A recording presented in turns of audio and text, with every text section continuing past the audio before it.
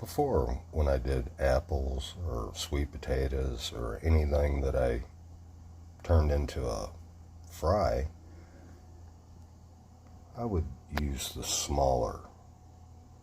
But I found using the larger just makes it taste better. One tray of apples. Let's add a little brown sugar and cinnamon. Now the sweet potatoes aren't as easy of a process. Cut the ends off and run them through the slicer. Now we got Big Daddy Warbucks. It won't go through the slicer, so this is what I do. Slice that bad boy in half. Now the sweet potatoes I like to blanch.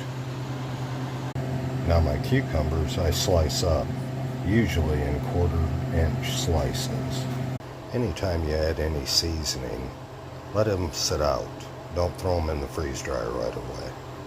Let it soak in that seasoning instead of freeze drying it and it just all flake off. After blanching or steaming the sweet potatoes, I throw them on an oiled pan. I use coconut oil. Then I sprinkle them with a little brown sugar and just a dash of sea salt. Now after they've sat and soaked in some of that flavor, let's throw them in the oven. I put them in the oven at 400 degrees. And after they come out of the oven, get them on the freeze dryer trays and get them in the freeze dryer.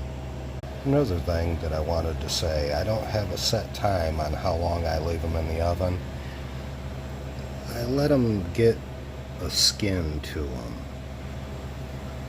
kind of shell up if you will. Then they're about done for me, and they turn out real well.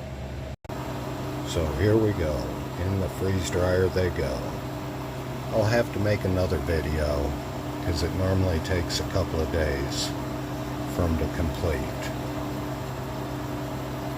and then we can see how they turned out.